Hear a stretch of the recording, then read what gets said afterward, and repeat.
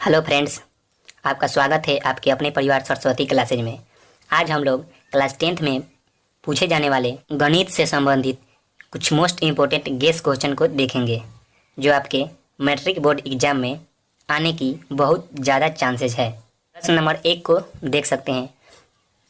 2 वर्गों के क्षेत्रफल का योग 468 मीटर स्क्वायर है। यदि उनके परिमापों का अंतर 24 मीटर हो तो दोनों वर्गों की भुजाएं ज्ञात करें। दोनों वर्गों की भुजाएं ज्ञात करना है, तो आपको दोनों वर्गों की भुजाएं ज्ञात करना है। कहने का तात्पर्य यह हुआ कि भुजाएं आपके इस क्वेश्चन में नहीं दिया है, इसीलिए तो आपको ज्ञात करना है। पहले आपको क्वेश्चन समझ में आना चाहिए, तब आप आसानी से बना सकते हैं। अगर आप क्वेश्चन को हार्ड समझेंगे तो आपके लिए हार्ड हो जाएगा। नॉर्मल तरीके से आप सॉल्व कीजिए, आपसे आसानी से सॉल्व हो जाएगा। तो सबसे पहले यहाँ पर दिया है, देख सकते हैं, भुजाएं ज्ञात करें। आपको मान लेना है, माना कि वर्ग की 2 भुजाएं x और y है। जिस तरह प्रश्न में कह रहा है उसी तरह आपको मान लेना है। तो आप दोनों वर्गों की भुजाएं ज्ञात करें। जो आपको ज्ञात करना है वह तो आप मान लिए, माना कि वर्ग की 2 भुजाएं x और y है। अब हम प्रश्न की ओर चलते हैं। 2 वर्गों के क्षेत्रफल का योग, तो यहाँ पर हम लिखेंगे 2 वर्गों के क्षेत्रफल का योग। तो यहाँ पर हम अब यहाँ पर लिखेंगे प्रश्न से लिखकर आपको यहाँ पर लिखना है पहला वर्ग का क्षेत्रफल। पहला वर्ग का क्षेत्रफल, पहला वर्ग का क्षेत्रफल। तो आप जानते हैं वर्ग का क्षेत्रफल होता है भुजा स्क्वायर, तो आप यहाँ पर लिख सकते हैं एक्स स्क्वायर। अब यहाँ पर लिखना है दूसरा वर्ग का क्षेत्रफल। दूसरा वर्ग का क्षेत्रफल, तो आप दूसरा वर्ग का क्षेत्रफल, आप भुजा माने हैं y, तो वर्ग का क्षेत्रफल होता है भुजा स्क्वायर, तो आप यहाँ पर लिख सकते हैं y स्क्वायर। हैं दोनों वर्गों के क्षेत्रफल का योग, तो आप यहाँ पर देख सकते हैं पहला वर्ग आ गया, दूसरा वर्ग आ गया। तो अब कह रहा है क्षेत्रफल का योग, तो यहाँ पर लिख सकते हैं x square plus y square बराबर यहाँ पर 468 metre square. X square plus y square बराबर 468 मीटर स्क्वायर। इसको हम समीकरण 1 मान लेते हैं। इसको हम समीकरण 1 मान लेते हैं। इसको आप इस तरह भी लिख सकते हैं, x square plus y square बराबर 468। आप इस तरह भी लिख सकते हैं, समीकरण 1। इतना हम प्रश्न को पढ़ें और उसके अनुसार आगे बढ़ें। अब आगे पढ़ते हैं। यदि उनके परिमापों का अंतर 24 मीटर हो, तो आप जानते हैं वर्ग का परिमाप होता है 4 गुने भुजा। तो वर्ग का परिमाप यहाँ पर लिख सकते हैं पहला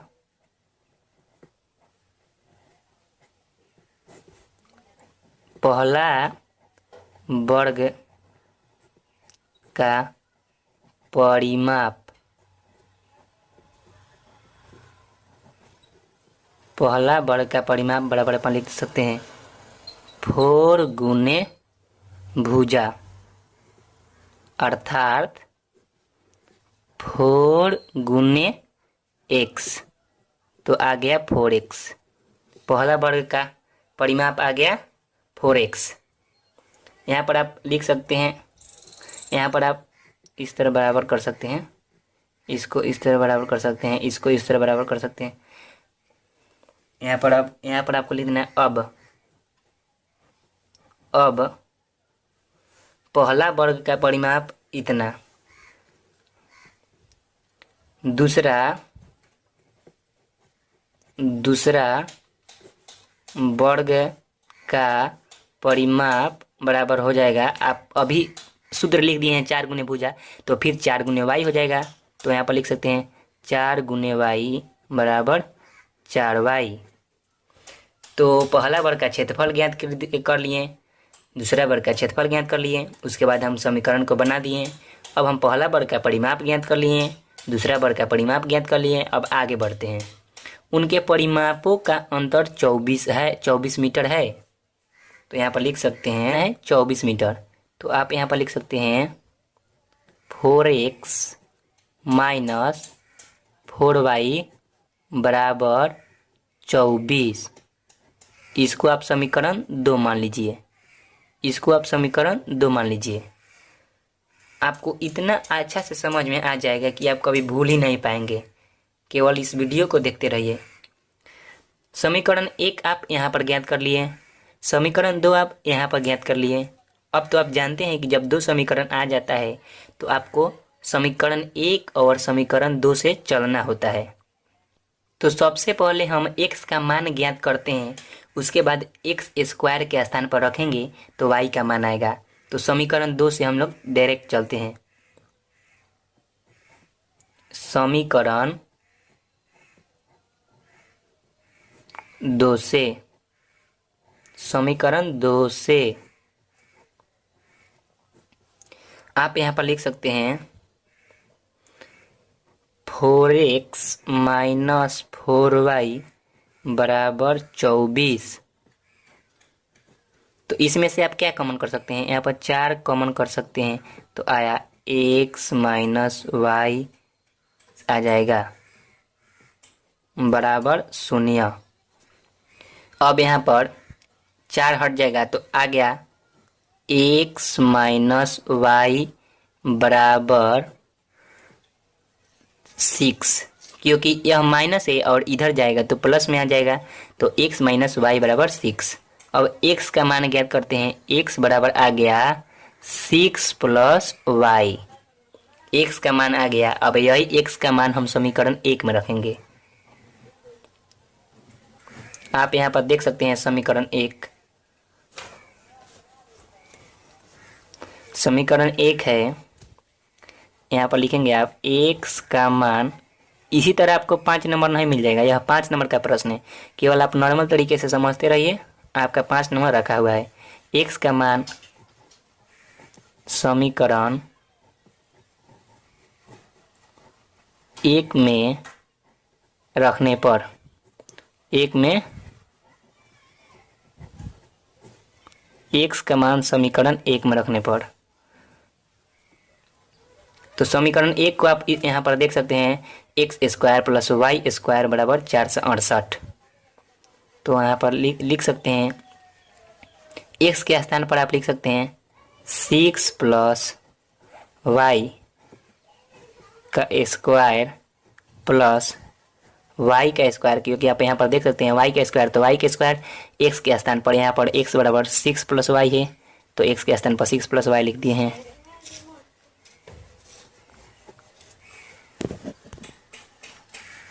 सिक्स प्लस वाई का स्क्वायर प्लस वाई का स्क्वायर बराबर यहाँ पर लिख सकते हैं, देख सकते हैं यहाँ पर 468, यहाँ पर लिख सकते हैं 468।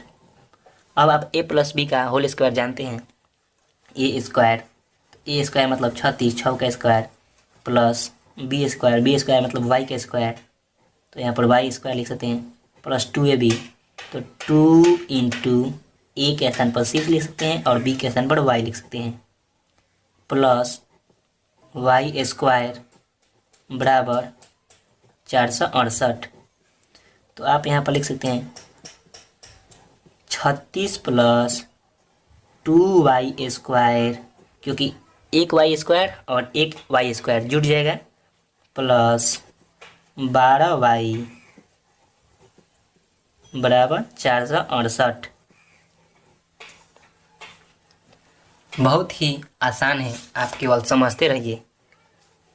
और यहाँ पर हो जाएगा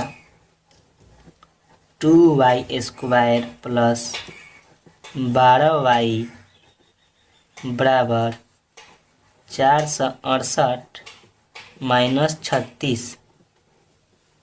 तो यहाँ पर हो जाएगा 2y स्क्वायर प्लस 12y बराबर 468 में से आप 36 को घटाइएगा तो 8 में से 6 जाएगा तो यहाँ पर 2 हो जाएगा, और 6 में से 3 जाएगा तो यहाँ पर 3 हो जाएगा, 432 आ गया। तो आप इसको लिख सकते हैं, 2 कॉमन करके लिख सकते हैं, Y square plus 6y minus 216। आप इसको लिख सकते हैं इतना बराबर 0। तो यहाँ पर जब कॉमन लिए तो 2 हट गया, और आप यहाँ पर लिख सकते हैं Y square plus 6y minus 216 बराबर 0। तो यहाँ पर देख सकते हैं यह द्विघात समीकरण के रूप में आ गया, यह द्विघात समीकरण के रूप में आ गया। तो आप अब इसे आसानी से सॉल्व कर सकते हैं। अब हम इसे सॉल्व करेंगे। आप जानते हैं द्विघात समीकरण को, आप यहाँ पर लिख सकते हैं वाई स्क्वायर, यहाँ पर आप लिख सकते हैं प्लस 18y माइनस 12y। आप 18y में से 12y को घटाइएगा तो 6 आ जाएगा, और 18 में 12 से गुना कीजिएगा तो 216 आ जाएगा। यहाँ पर यह पॉइंट नहीं है, अभी हो गया है। यहाँ पर 12y है, 12y यहाँ पर लिखेंगे 216 बराबर 0। चलिए सॉल्व करते हैं। हम सबसे पहले y को कॉमन ले लेते हैं, तो यहाँ पर हो जाएगा y प्लस 18, इसमें से माइनस 12 को कॉमन कर लेते हैं, यहाँ पर 12y है, तो यहाँ पर आएगा y प्लस 18 बराबर 0। तो y बराबर 1 आ जाएगा 12, और 1y बराबर आ जाएगा माइनस 18, क्योंकि आप देख सकते हैं यहाँ पर प्लस 18 है, तो बराबर के उधर जाएगा, बराबर के इधर आएगा तो माइनस में हो जाएगा। तो इतना तो आप जानते हैं, तो यहाँ पर माइनस 18 हो जाएगा, और यहाँ पर माइनस में 12 है तो उधर जाएगा तो प्लस में हो जाएगा। तो y का मान आ गया 12, क्योंकि यह ऋणात्मक है और y का मान कभी ऋणात्मक हो नहीं सकता है। y का मान ऋणात्मक नहीं हो सकता है, क्योंकि यह वर्ग का भुजा है, और भुजा कभी ऋणात्मक नहीं होता है। तो y का मान आ गया 12। अब y के मान को हम समीकरण 1 में रख देंगे या 2 में रख देंगे तो x का मान आ जाएगा। यहाँ पर देख रहे हैं कि y बराबर 12 आया है, और यहाँ पर देख रहे हैं x बराबर 6 प्लस y, मतलब जो x है वह y में 6 जोड़ दिया गया है तो x आ गया।